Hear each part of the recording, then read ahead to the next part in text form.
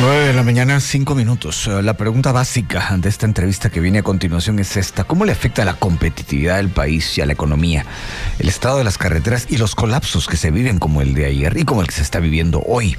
Me confirman ya a uno de los dos invitados, es el licenciado Carlos Steiger, analista de logística de Agexport. Licenciado Steiger, gracias por estar con nosotros. Buenos días.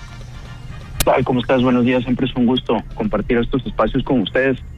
Le agradecemos mucho que se tome el tiempo, la verdad, porque vale la pena el análisis y usted seguramente desde la posición que ocupa en Agexport podrá contarnos los efectos que jornadas, como lo decía hace un momento, la de ayer y sobre todo la de hoy en la mañana, cómo esto le pone tropiezos a la logística de la exportación en general de la economía del país. ¿Cuál es el análisis que usted nos comparte?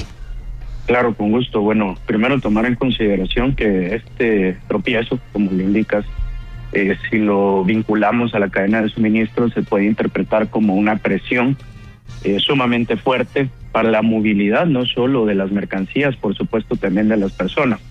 Y ahí es donde viene uno de los primeros desafíos de la red vial de Guatemala, y es que la plataforma que se utiliza para despachar tanto productos de comercio exterior como por supuesto lo que está vinculado a nosotros, que nos debemos movilizar hacia distintos puntos, ya sea de trabajo, educativos, salud, de recreación, lo que fuese el motivo, se utiliza exactamente la misma plataforma. Estamos hablando de una red vial que, de acuerdo al Ministerio de Comunicaciones, está compuesta por alrededor de 17,000 kilómetros de carretera, que estas carreteras no necesariamente el total de ese kilometraje está pavimentado.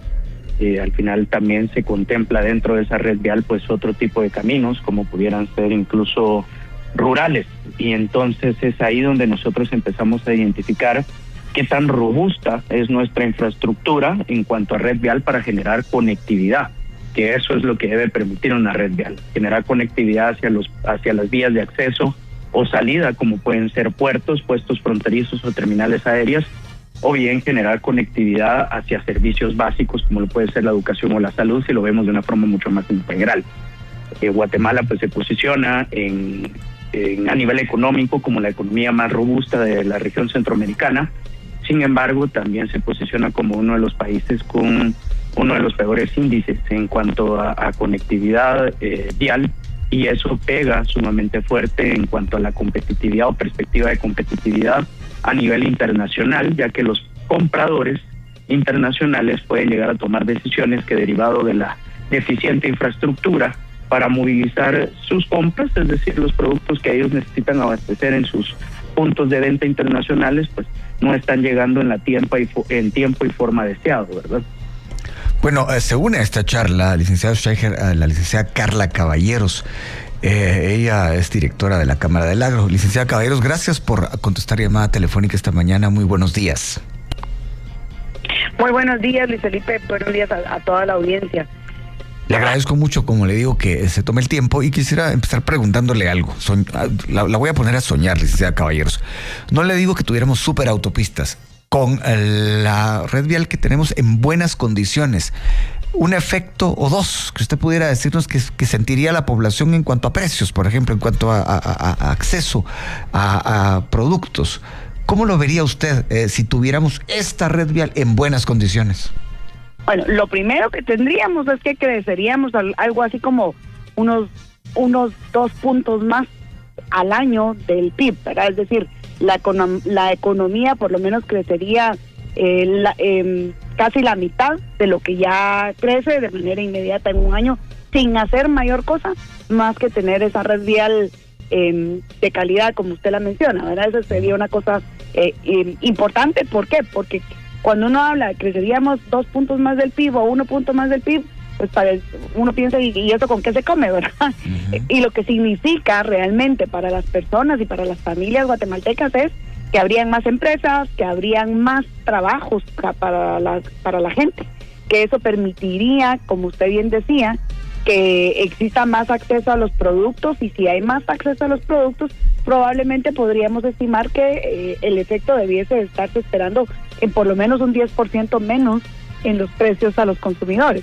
Y eso, le digo, le estoy haciendo una estimación ahorita, digamos, así de la nada ante la pregunta, pero eso es parte de lo que deberíamos de estar esperando. Poder crear más empleos, poder reducir los precios de los consumidores y poder reducir los costos de los pequeños productores que mencionaban hace un momento, que tienen que estar gastando mucho más en el tiempo de un piloto que lleva la producción de zanahoria o de cebolla de San Marcos hasta Guatemala, o en los repuestos que tiene que estar comprando de manera más frecuente, porque todo el tiempo y durante todo el trayecto el camión se está yendo en N cantidad de hoyos en el camino por falta de mantenimiento, o llegaría mejor la fruta, digamos, y los productos sin lastimarse tanto, porque no va en una permanente vibración o brinco,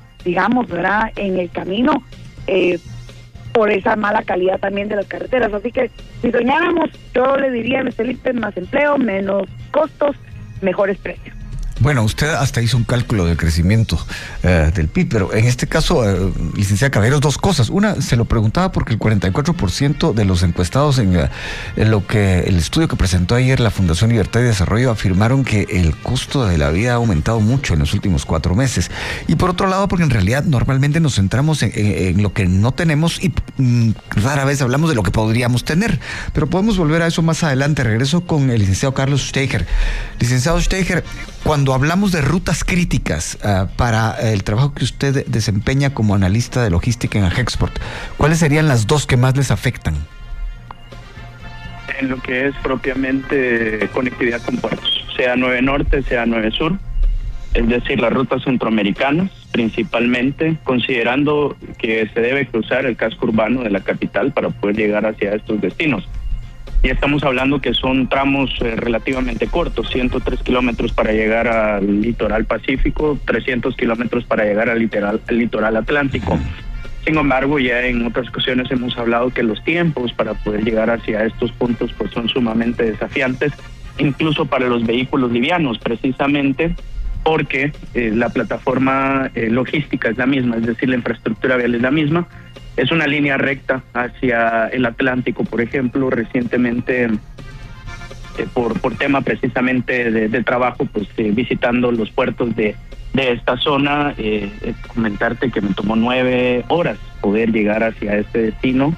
Recorrer 300 kilómetros en 9 horas definitivamente no es competitivo en ningún sentido. No es competitivo para la actividad de turismo, por ejemplo, y mucho menos para una unidad de transporte contenerizado que lleva 18,000 kilos de producto y que probablemente el tiempo que le va a tomar es mucho mayor, poniendo en riesgo la posibilidad de no llegar oportunamente a la terminal portuaria, y eso implicaría no poder embarcarse en un navío. Estamos hablando de productos frescos, productos perecederos que son sumamente sensibles por la cadena de frío que deben preservar. Se vuelve todavía más desafiante o más complejo, ya que deben esperar un próximo buque para poder embarcarse, y esto pudiera demorar por lo menos 2-3 días, en donde pierdes pues la integridad del producto como tal, por supuesto una potencial penalización de tu comprador internacional por no haber entregado en tiempo, y la probabilidad de no entregar en forma porque la integridad del producto se ve afectada por los tiempos de corte, empaque, preparación y despacho del producto.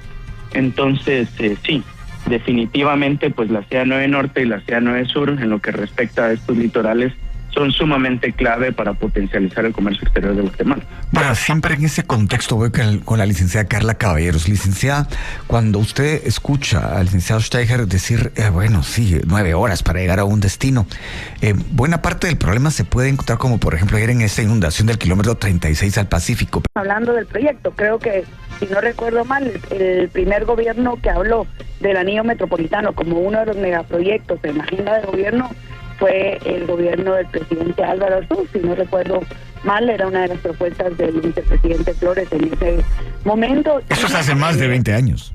Así es. Entonces, a partir de ello se ha venido, digamos, trasladando junto con el resto de la cartera de proyectos de gobierno en gobierno sin que se haya podido concluir. Yo le pongo un caso más dramático y lo voy a trasladar de la producción a la vida humana de las comunidades, de las familias. Senaú Alta Verapaz.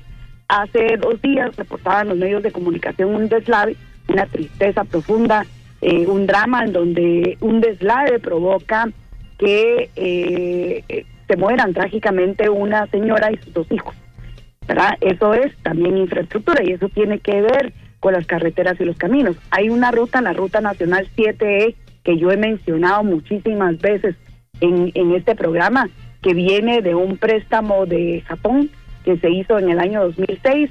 Ese préstamo y su ejecución ha abarcado el gobierno de Berché, el gobierno de Álvaro Colón, el gobierno de Pérez Molina, y todavía no recuerdo qué otro gobierno posterior, si fue el de Alejandro Maldonado o el de Jimmy Morales, y es un tramo con apenas, o un proyecto con apenas 3 tramos de 50 kilómetros cada uno, y es un proyecto que al día de hoy todavía no existe porque no se ha concluido.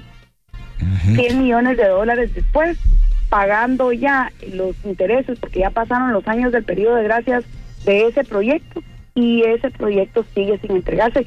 Y usted no ha visto, o por lo menos yo no lo he visto, en todos estos 20 años, que un diputado en el Congreso de la República haga una citación o haga una fiscalización de la ruta 7E, que está en los municipios más pobres del departamento más pobre de Guatemala, que es Alta Verapaz, ¿verdad? Entonces, creo que ponerle atención a la infraestructura es algo justamente, y por eso hablaba de empleos, pero también voy a hablar de la parte que se nos quedaba fuera del sueño, y es que las familias guatemaltecas no estén muriéndose porque se derrumba y les cae en la casa, no estén muriéndose porque se inundó el municipio y no pueden salir, porque se quedan sin estar comunicados y no tengan acceso a alimentos. Carlos hablaba también de los contratos de exportación. Yo voy a hablar un poquito también de lo que nosotros a nivel nacional tenemos, y es el que podamos acceder a los alimentos que consumimos los guatemaltecos. Ni siquiera tienen que ser los exportados, y ahí tenemos ejemplos. Actualizamos nuestra lista de tramos, ya vamos por más de 130 tramos a nivel nacional. Eso es más del 70% de la infraestructura en mala calidad o muy mala calidad, es decir, tramos prácticamente deteriorados.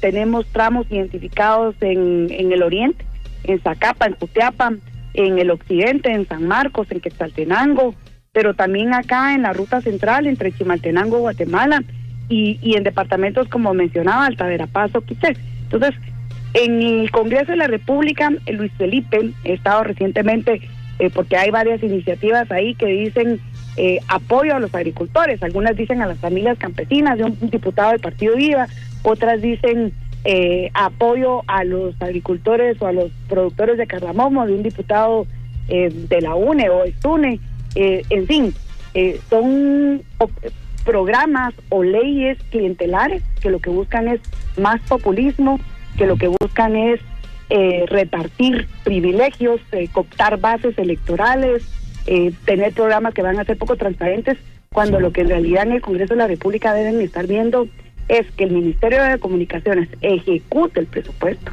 pero no para esas situaciones que son extorsión para plazos, ¿verdad? O extorsión para proyectos, que se ejecute con calidad. Los productores, al igual que estas familias, como el caso dramático que hablábamos en CNU, de la señora Trágico, que falleció, sí, necesitan, lo que necesitan no son que les regalen 1,000 quetzales al mes a condición de que voten por un partido X o Y, o a condición de que se vuelvan, que vayan a los mitines de un alcalde o de un gobernador. Lo que necesitan las familias, al igual que los productores agrícolas, al igual que todos los ciudadanos de Guatemala, es que los ministerios y que los recursos que se pagan en impuestos y que son parte del presupuesto lleguen en carreteras, lleguen en tener caminos, lleguen en tener y permitir que la gente pueda trabajar y que pueda tener acceso a los productos y a los alimentos, Luis Felipe. Así que por eso creo que vale la pena eso que usted decía, y por razones de tiempo la voy a tener que dejar acá esta entrevista, pero creo que debemos hacer una segunda parte. El tema de soñar, creo que no hay que dejarlo de lado. Lo que podemos lograr, no le digo que con poco, pero con lo mínimo. Y esto es una invitación que hago. A lo mejor podemos hacer incluso una semana de eso para que esto de alguna manera funcione. Gracias a Carlos Steiger y a Carla Caballeros por haber estado acá. Vamos a la pausa, volvemos. Está escuchando A Primera Hora de Emisoras Unidas.